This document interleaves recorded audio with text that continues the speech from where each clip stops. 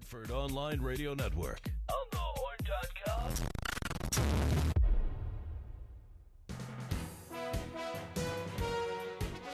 Good evening, ladies and germs. It's another new edition of News Talk Tonight. I'm Dave Moore, your host, and with me is co-host Jen Just. Howdy. You're listening to On the Horn, onthehorn.com. You can follow us on Twitter, Facebook, YouTube. We are brought to you by Amazon.com, Gateway Financial Partners, Sandits Travel Shipper Technologies. Let's spit that out really good. Bud Woodson Meyer Jack CPAs, Deepwater Seafood of Avon, and CentralCTDental.com. Well, tonight, we've got a few things going on. Apparently, the Health Insurance Exchange Board isn't going to negotiate the premiums. Isn't that nice? Gubernatorial race for 2014 shaping up? Maybe. Tom Foley says he's interested.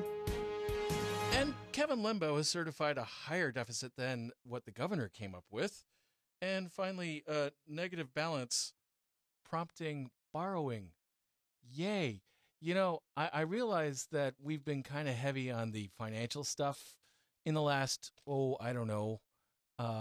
3 or 4 weeks or so. At least. Yeah. And apparently, there we go. Hi. You can now see us. Not just hear us. Were we not visible before? Oh, well. We had a curtain up. Anyways, one of the other things that we also thought about talking about, fiscal cliff. Are we teetering? And there was an interesting article in today's Hartford Current about a blogger. We are kind of like a podcast family. Well, there was this one blogger from New Jersey who got arrested a while back for threatening, state officials like Kevin Lawler, Senator McDonald. And, he was charged with threatening. And what were the nature of the threats, Dave? Internet. He was, texting them and or sending them emails that was basically so it wasn't saying, just like blog posts that were sort of, Well, that was definitely mixed into it, which kind of raises a First Amendment kind of thing going on. Right. Well, ultimately, he was acquitted of those charges, and he's now threatening a $50 million lawsuit against Attorney Lawler, Attorney McDonald, and the prosecutor who then prosecuted him, among other things. And what was interesting was that he's still in jail because he was convicted of threatening other folks not related to Connecticut. I really found that to be rather interesting. So I thought we might have a little discussion about that a little later on. Sounds good. Now, as many of you know, we have this Affordable Care Act that was passed by the federal Congress. And it required, among other things, that the states either buy into or set up appropriate insurance exchanges so that people could afford health care. That was one of the things that kind of sold people on the idea. Yes. Apparently, Connecticut's Health Insurance Exchange Board has decided that it's not going to negotiate with the insurance companies, at least for this next year. And why? What were the reasons that they gave? Well, the board voted this last Thursday unanimously that they will not enter into any kind of negotiation with insurance companies, but will present the kinds of coverages that insurance companies offer to those who participate in the exchange. This vote has upset healthcare advocates and has pleased the insurance companies for obvious reasons. As a compromise, the board has agreed to consider negotiating the price of coverages it will offer through an online portal starting in 2014. So basically, they're kicking the can down for about a year. Right. Ellen Andrews, the executive director of the Connecticut Health Policy Project, says that the board has completely neglected to address the concept of affordability, given that private consumers and small businesses have no ability to negotiate the price of coverages offered now. and the exchange board was in a position to enter into such negotiations. The board has also voted to increase the number of plans that it offers, which, as Ms. Andrews has noted and some of the board members noted, might actually cause greater confusion for consumers. But might it maybe increase competition? I mean, if there were more options, would that maybe bring costs down? That is the idea. Okay. The staff of the board recommended against negotiating with insurance carriers, arguing that the population of the virtual marketplace is unknown. And as a result, the insurance companies wouldn't know how to rate the various types of coverages because they wouldn't know who's got a pre-existing condition, how bad the pre-existing condition is, etc. And apparently, the staff thought that the market would dictate the costs, if you will, which is basically what you were saying. Co-chairman of the board, State Budget Director Ben Barnes, said that the underlying argument about whether to negotiate is the public's lack of confidence in the market getting the best price for the consumer. And that since the exchange is creating a new market, he's unclear as to what that market would be, so he's feeling comfortable with the idea of putting off the idea of negotiating for now. Part of the argument against negotiating now is the uncertainty as to who would be in the pool and the associated risks for insuring an unknown pool of people. Even if the exchange were to negotiate prices with the carriers now, the state insurance department would have the final say on approving the rates. Right. So I think that the board was also concerned about the fact that they could say, yes, let's negotiate rates, and then have the insurance department say, no. Right. In which case they would be wasting their time. They don't want to do that. I have a side question about this, which we touched on briefly last week. I don't know why I feel slightly uncomfortable with the idea of Ben Barnes being on this. I haven't figured, there's not a conflict of interest really, is there? I don't know why. Not a direct one. But it does feel icky a little bit. Let's put it this way. One of the reasons why we like the idea of the exchange system going in is that it would have an impact on, for instance, folks who are on Medicare. Gee, what's the one thing that is driving our budget into the reddest of red inks? Right. Medicare. So you don't have a direct conflict of interest. Right. But you do have someone who has a vested interest in making this work. Of course, yeah. Well, now, doing away with the uncertainty of what the rates would be makes it more likely that the exchange will be fully up and running by October of 2013. This is a necessity because that's what the legislature mandated had to be as part of the enacting legislation for this exchange board.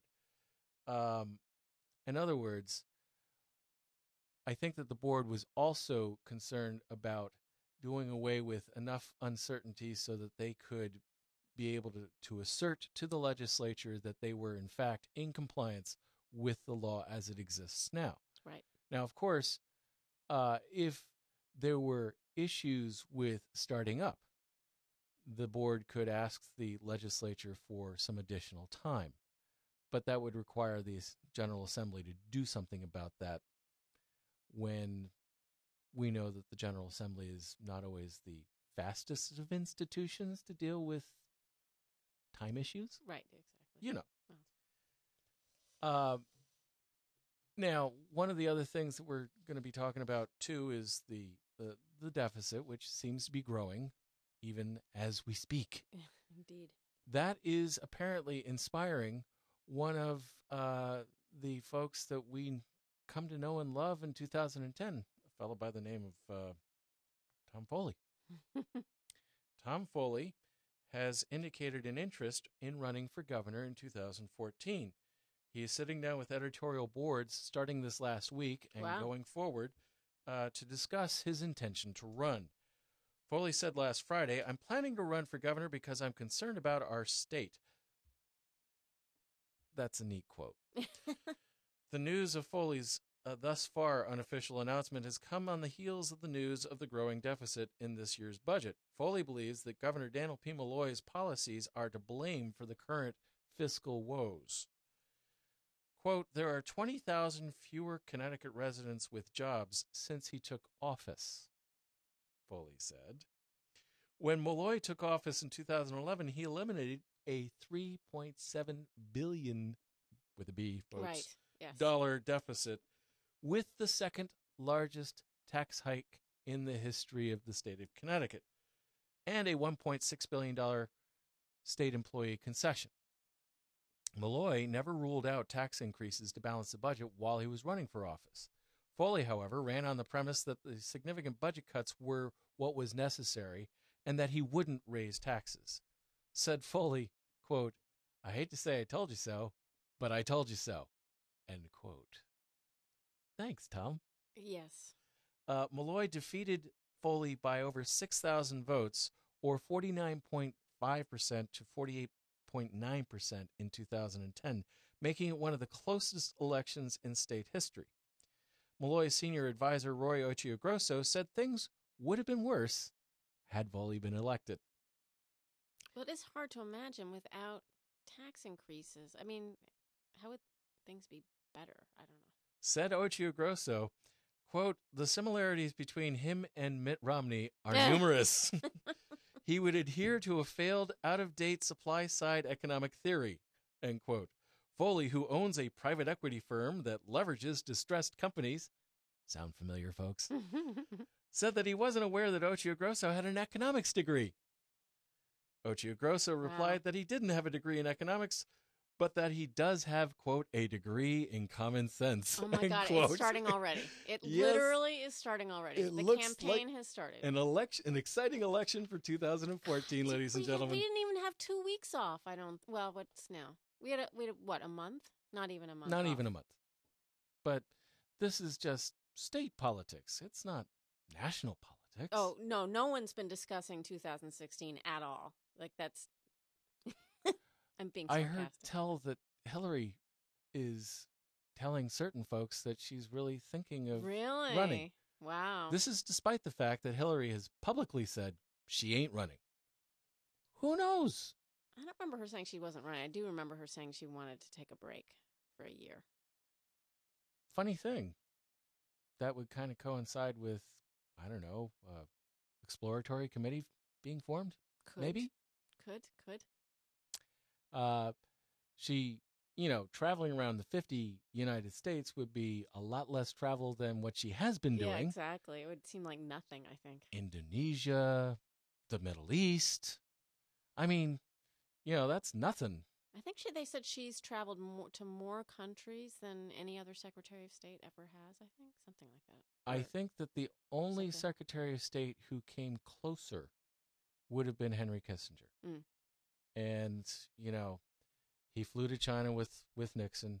He also did a lot of shuttle diplomacy between the Middle East countries because back then Egypt was actually at war with Israel, as was Jordan, as was the PLO.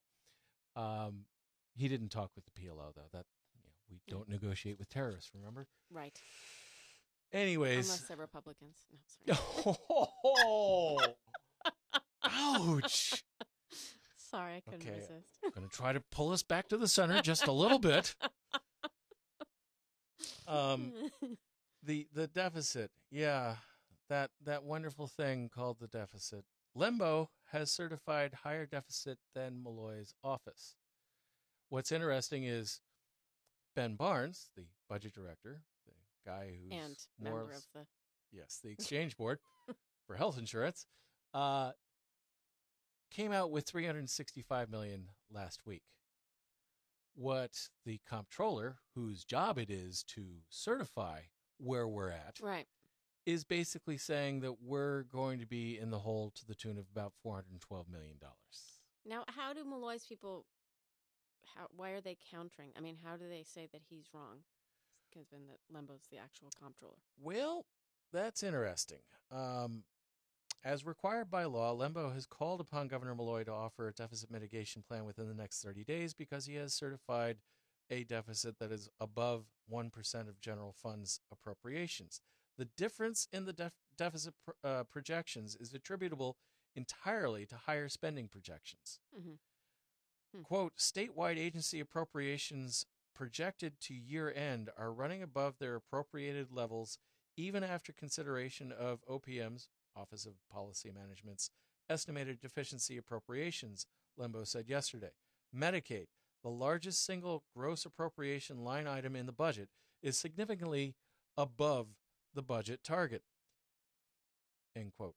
Herein lies the difference between the governor's office and the comptroller's office, as Barnes predicted a $260 million over budget for Medicaid, whereas Lembo is predicting a $320 million. There's your $60 million. There you go. Part of the over budget problem comes from not implementing $100 million in savings in Medicaid. Oops. Guys, wouldn't that be a good idea before the end of the year? I don't know. Now, again, you're talking about a very large bureaucracy that is run by both the federal and the state governments. I can understand why certain things take some time, but I would think, particularly once we knew in the end of August, September, especially into October, that we were now dealing with like 4,000 more clients taking advantage of the Medicaid situation, which they should. They're qualified. They are entitled to do so. Nonetheless, once you knew that that number was now spiking, wouldn't you think it would be a good idea to start implementing the savings aspect sooner rather than later? Yes. Just saying, folks. So not only were we not dealing with $100 million in savings, we were also dealing with $128 million lower in expected revenues. By the way, by expected revenues, we're not talking about just taxes. We're talking about fees. We're talking about a whole array of money that could, or in the budget instance, should be coming in. That includes tax income being off by about $138 million. So some of the other revenue areas are doing okay. Right. But we're about $138 million under what we should be bringing in based on what we projected for tax revenue income. And did they say why there was that gap, that they didn't predict that amount? Among other things, over $100 million in projected tax refunds not being expected. Oops. Okay. Yeah. So $138 million not coming in through taxes, more than $100 million going out that we hadn't figured out was going to happen, are basically the primary culprits, along with the Medicaid expenditures. Now, for those of you who have been sort of following the bouncing ball, once I actually started digging into some of this stuff, I began to realize just how complicated our budget and how we handle our money is concerned. Because the last little news item, negative balance prompts borrowing request. Ouch. Yeah. Here we go, folks. State Treasurer Denise Napier is seeking Governor Malloy's approval to seek up to $550 million in credit to meet the state's fiscal obligations. Wow. Yeah. Now, some of those obligations are, for instance, paying contractors. You know, the guys that are paving the highways, and then there's the folks who are working on our bridges. Right. And then there's the folks who are building buildings. We don't want them to stop. No. Otherwise, we would have a Mianus River Bridge fiasco again, and that really wouldn't be good. Yeah. So the reason why Treasurer Napier has asked for this $550 million, credit limit Mm-hmm. is because we had a $1.4 billion reserve. Mm-hmm. Yeah, not anymore. Really? It's been depleted down to 103 million. So, for instance, if we thought that we were going to fix the deficit in part by throwing in the reserve, Mm-hmm. yeah, not there. So that was sort of like supposed to be the rainy day fund or whatever? Or... Yeah. Okay. Yeah, a lot of rainy days, I guess. There's an old man building a big boat out there somewhere. That kind of rainy day. Yeah, yeah. Well, there is climate change. Ouch. Yeah. Hartford beachfront property. Yeah. Well, what has happened thus far is there's been an additional $366 million that have been transferred from bond fund investment accounts to help meet the cash needs. Mm-hmm. And there is what's called the common cash pool that the state uses to pay contractors, etc. That had to have the transfer because it was already in the negative. Wow. How often does that happen that the treasurer actually has to ask for a If you loan? were to look at state spending for the last 20 to 25 years, Mm-hmm. you would see that it's an almost annual occurrence. This is one of the reasons why our credit rating has slowly been declining, Oh, interesting. Okay. because we've been, in a sense, borrowing beyond our means. Right. It's as if you had somebody who was in hoc, like had a $10,000 credit line of credit, Mm-hmm. and was suddenly in the hole 11,000 and asked the bank for, oh, give me another 15,000. Mm-hmm. Most banks would say no. Right. The state's not like normal people. Yeah. Thank God. Well, I don't think they can be. They kind of have to.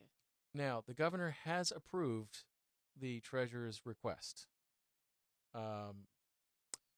I know this will come as a shock and surprise to you, but the opposition party, otherwise known as the Republicans, has been jumping all over this. Mm-hmm. And what some Republicans, Representative Califrau, are now saying is that the projected budget deficit for the next 2 years of roughly $2.2 million after we're done borrowing will balloon up to $4 billion. Now, why do you think such folks like Representative Califrau are using that magic number? Because we had a budget deficit of $3.7 billion that we took out. Right. So they want to say, see, you raised taxes and you got nowhere. Right. This is one of the things that is inspiring Republican Tom Foley to actually go ahead and throw a hat in ring when it's not even election season yet. Right. Well. Bottom line is we're heading for some rough financial weather. Yikes! Now, one of the things that we'll be talking about after we take a brief break, because we have to pay people. No, we have to, actually pay for equipment. Yeah. Yeah, because What do you? I get paid a lot of nothing. Just saying. I get paid even more. Nothing. Yeah, well, but y'all have the pleasure of seeing us every week, except for maybe next week. But anyways, one of the things we'll be discussing is the fiscal cliff. Yep. And what our national folks are doing to meet the needs. Because as one wise person said to me earlier today, gee, you think the deficit's bad now? What happens if the feds start cutting spending? Yeah. To states. Right, exactly. Like they will. Ouch. That's when you see another $1 billion in deficit suddenly getting racked up. The other thing that we will talk about is the blogger lawsuit. Why? Because it's fun. Because, I don't know, I do have a First Amendment issue here. Yeah. if if it's a direct communication, that's one thing. But if it's something that you're putting out on your blog, hey, folks in Connecticut, you better watch out. That's borderline. Yeah. Rise up and overthrow the tyrants. Getting closer. We must engage in bloody revolution. Okay, you're over the line. Just saying. We will be back after we've paid some bills. You're listening to News Talk Tonight on the Horn. Carving out an online presence on the Horn. onthehorn.com. Budwitz and Meyerjack PC is a large Connecticut-based CPA firm with offices in Cheshire and Farmington, Connecticut. Large enough to handle engagements of enterprises with annual revenues in excess of $100 million, yet small enough to cater to smaller businesses and individual clients who expect personalized attention from partners and staff. Client service is the cornerstone of our practice. Our clients have a fixed fee for their audit and tax work. What this means to the client is we're approachable. Personal communication and client services make for strong relationships. Budwitz and Meyerjack, certified public accountants. Sandits Travel for business and leisure. We'll take you there. Sandits Travel has been proudly serving Connecticut since 1960. That's over 50 years. And we're ready for another 50 years of superior service. Whether you prefer to come in, call in, or log on, we invite you to explore how efficient, diverse, and fun it is to book through Sandits Travel. Save your money and your time with us. Sandits Travel. We'll take you there.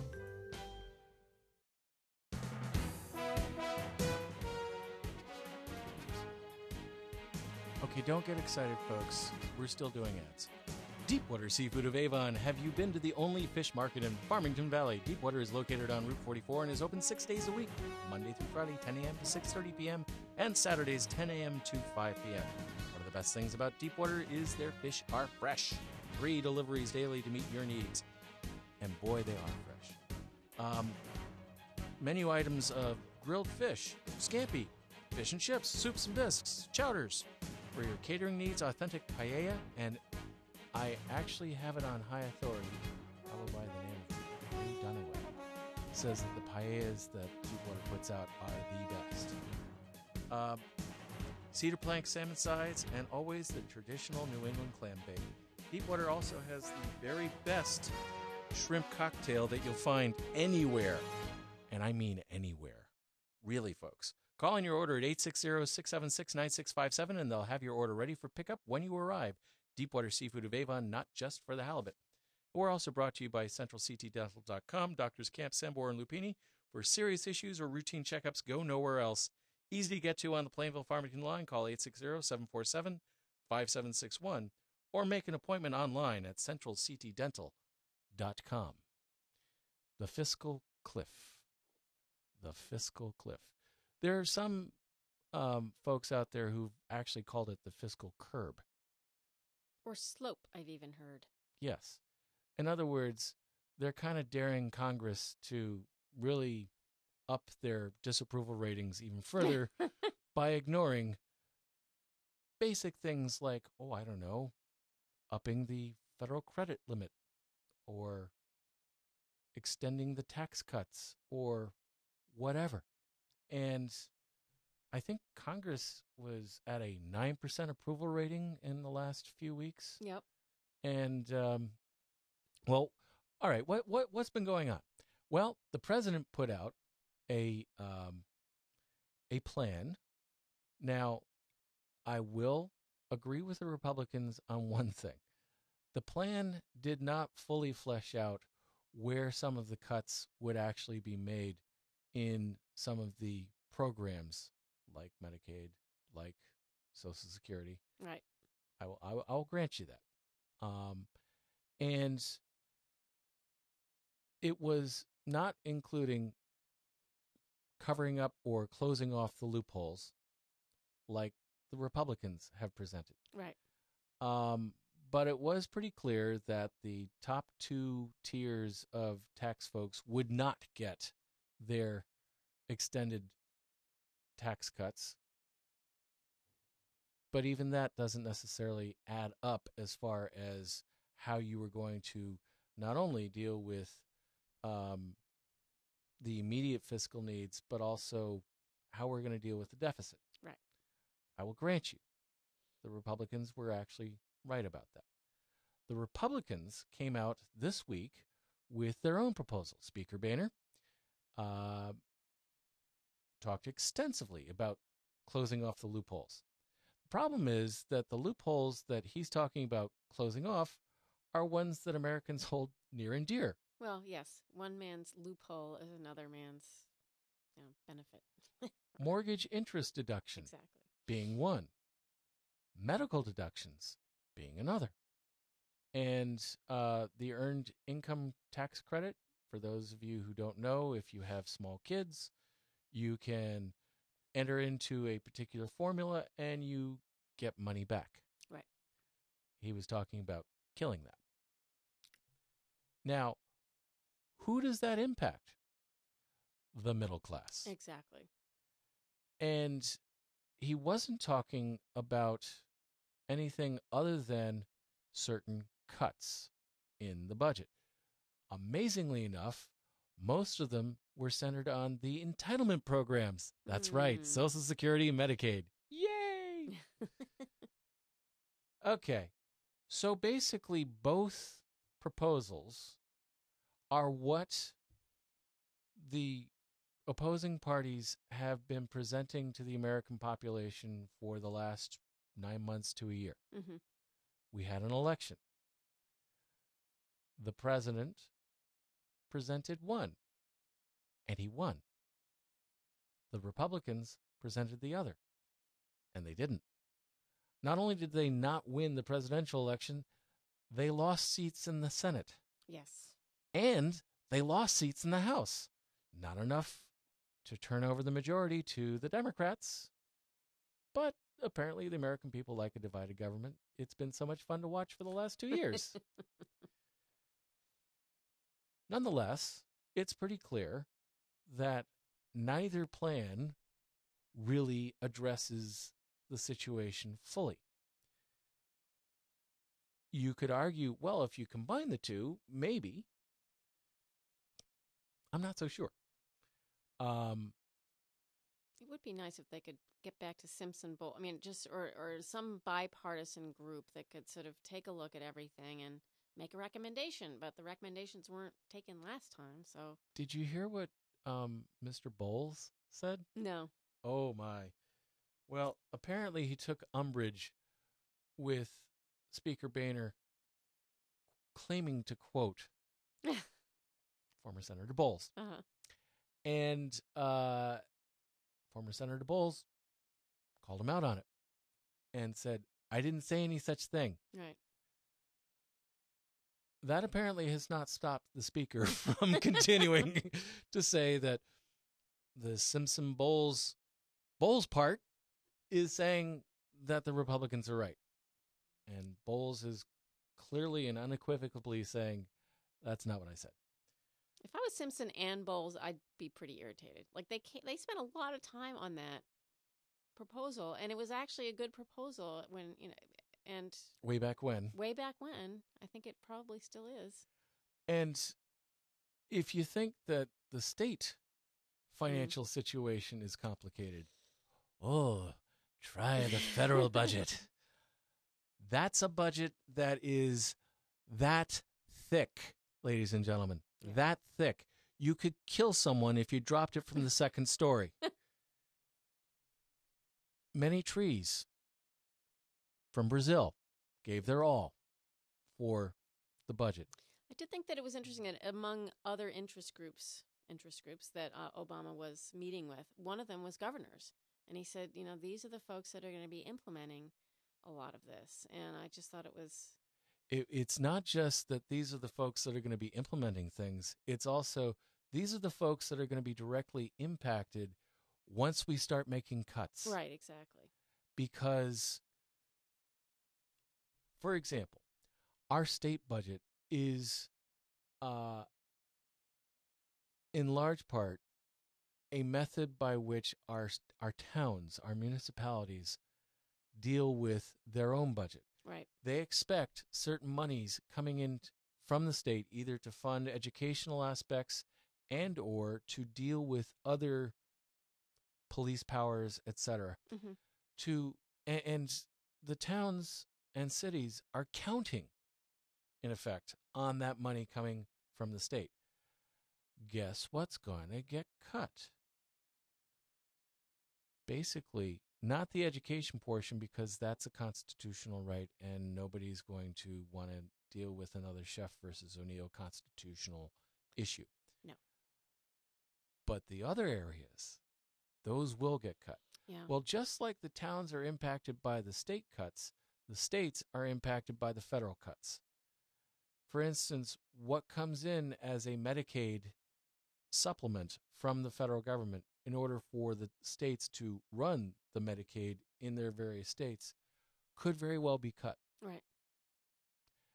Well, if that's the thing that is driving our deficit right now in the state of Connecticut to the tune of almost $200 billion,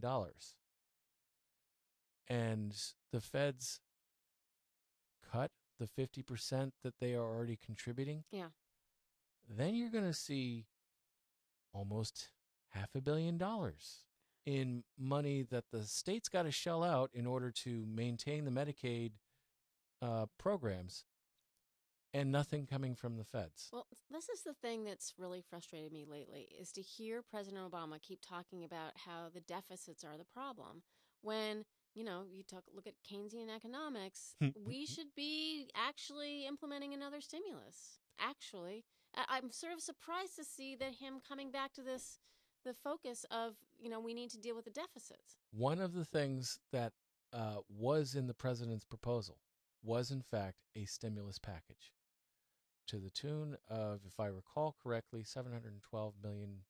Mm-hmm. Now, but for him to even be mentioning to be talking about deficit. Needing to deal with the deficit when that isn't actually, depending on your point of view, but. One of the political talking heads, who actually happens to have a PhD, Rachel Maddow, was opining about 2 years ago that towns and states are set up in such a way that they have to spend what they get. Right. They can't deficit spend. Exactly. The federal government is set up to be able to deficit spend in economic downturns. Exactly. In order to effectively prime the economic pump. We seem to have gotten away from that a little bit. Now, is that something that should continue on ad infinitum with no end in sight? No. But it's basically what has pulled us out in times past. I should say modern history times past. Okay, from the 50s, 60s, 70s, any time that we were dealing with an economic downturn, a recession, the federal government would pour money in, and eventually the economy would stabilize and then begin to build back up. Right. Then the federal government would not put any more money in. Well, yeah, what it looks like to me is that Obama is looking at nationwide statistics and saying, we've got jobs coming back, but he's not looking at the states. Look at Connecticut. We can't take another hit. Unfortunately, Tom Foley is correct in that 20,000 people are not working anymore. Right. Since 2010. Now, he lays that at the feet of Governor Malloy. That is simplistic thinking that really doesn't deserve a response, other than the fact that this was something that had been building since 2008. Right. We're seeing the impact of the Great Recession, as some are calling it now. Yeah. They don't call it a depression because unemployment did not go beyond a certain point. Back in the 20s into the 30s, we were dealing with unemployment rates of 16%. That's a depression. Right. Okay. Basically, once you get beyond 12% is when you're in a true depression state. Mm-hmm. We never got there. Came close, never got there. That's why they call it the Great Recession. However, the old way of doing things clearly doesn't work. The, quote, new way of dealing with things also doesn't work. We need to come up with something a little different. And we better come up with it relatively soon, because while the Republicans love to say, we don't want to be another Greece, that we're talking about the country, not the musical. That's true, but we're actually we're not even remotely close to being Greece or Spain or Portugal or Ireland or France, to name a few countries who in the economic union are really taking it on the chin. Right. And even Germany is not doing as well as it should have, based on the plan that Mrs. Merkel had put into place. She's the premier for Germany. They're not, but part of the reason why Germany is not doing as well as they could is because they are trying to bolster other members of the economic union, exactly, particularly Portugal and Greece, who are the weakest links in the union. Our economic engine is stronger than most of the European Union. And in fact, arguably right now is stronger than China. The Chinese are having their own little blip. Yeah. And they are having to now cut back on their spending. Shock, shock, surprise, surprise. So for those who would use China as a counterpoint, not so much. It's the world economy is not doing great. Right. Comparatively speaking, we're doing pretty well. Are we doing as well as we could? No. Are we doing as well as we should? No. But looking at everybody else, we're doing all right. Right. And if we start going downhill again, if we start dealing with a recession, we will probably be dealing with a worldwide depression. That's why the fiscal cliff is really a cliff. Right. It's not a speed bump. It's not a little gentle slope that we can roll down. It is a precipice. And if we decide to go tumbling off of it, even if we were to magically sprout a parachute, it's still going to have a negative impact on the rest of the world. And if the world economy goes down further, we can't help but go down too. Right. We're all in this together, folks. Now, that blogger guy. Tell me about the blogger guy. Okay. Harold C. Hal Turner is a New Jersey blogger who had responded to a bill that had been introduced by the legislature's Judiciary Committee. This is why former Representative Lawler and former Senator McDonald were the targets of this blogger's particular venom. The bill would have given lay members more financial say in the financial matters of the Roman Catholic Church. Hal Turner is very supportive of the Roman Catholic Church, believes that you don't mess with the church. And apparently in a blog post, he basically wrote the following night that he would give out the home addresses of Lawler and McDonald and Jones. Mr. Jones was the ethics official who had said that there should be an investigation as to whether or not the Catholic lobbyist had overstepped the bounds. Quote, these beastly government officials should be made an example of as a warning to others in government. Obey the Constitution or die. Nice. If any state's attorney, police department, or court thinks that they are going to get uppity with us about this, I suspect we have enough bullets to put them down, too. Okay. Who's the we in that? Well, that's a good question. So the Capitol Police Department, which is also a potential defendant in this lawsuit, asked for a warrant. They got it. And then they arrested Mr. Turner. He was taken into custody in New Jersey before he could go on his radio program the next day. This is one instance where state government acted really, really quick. Yeah. During the trial, McDonald and Jones testified that Turner's blog post shook them. I interpreted this as people were going to be coming to my house in 24 hours with bullets and guns, said Jones. Turner, in his closing argument to the jury, said that the state is prosecuting me simply for uttering words, and there's a problem with that because in the United States of America, people are supposed to be free to express their opinions. The jury acquitted him. Yeah.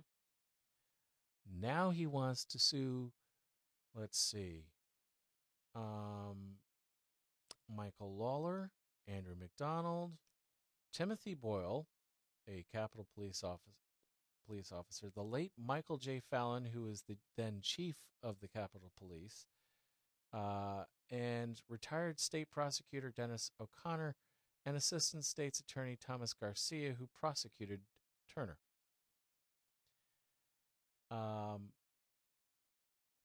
I get the fact that the First Amendment is a holy writ as far as the American polity is concerned. I don't have a problem with that. There are exceptions to the First Amendment, however. Among them are you can't yell fire in a crowded theater. Right. Why? Because the resulting commotion could kill people.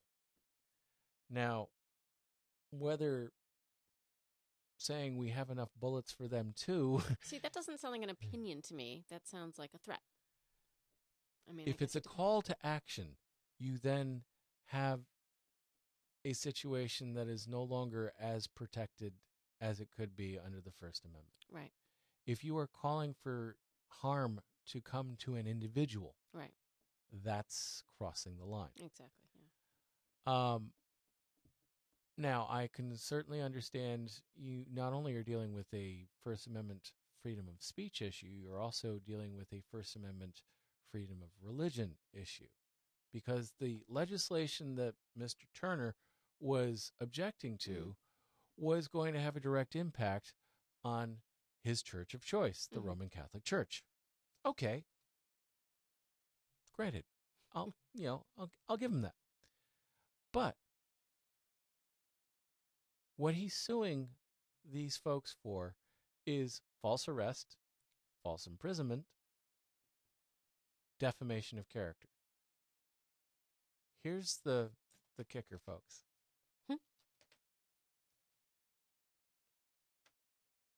Although the jury acquitted Turner, it did not care for his commentary. Although we found him not guilty, we don't think he was innocent, juror Anne Parise said after the trial. Okay. The blog post that prompted the charges was outrageous, she said. Now here's the real twist. After acquittal, Turner returned to federal prison where he was serving his sentence for threatening 3 federal judges in Chicago. Oh, my God. He was released in October, hence the threat of the lawsuit now in December. I don't know, ladies and gentlemen, really? Was that the right thing for him to do? I'm not so sure. I'm not sure his judgment is all that No. reliable anyway. No. Now, as I said earlier, or kind of sort of implied, News Talk tonight is not necessarily going to be on next week. Both co-hosts are going to be tied up with things beyond our control. So we will take a 1-week hiatus. However, we will be back the following week, which would be December 11th. December 18th. Thank you. Thanks, Brian Lee, helping me screw myself up again. Yes, and we won't be broadcasting on Christmas either, just so you know. But we will be back on December 18th. And I thank you all for listening. You've been listening to News Talk Tonight with your host, Dave Moore. Thanks. And co-host Jen Just. We are brought to you by Amazon.com, Gateway Financial Partners, Sandus Travel, Sherbert Technologies, Budwoods and Meyer Jack CPAs, Deepwater Seafood of Avon, and CentralCTDental.com. You can follow us on Twitter, Facebook, and YouTube. You've been listening to onthehorn.com. We'll see you in 2 weeks, folks. Bye-bye.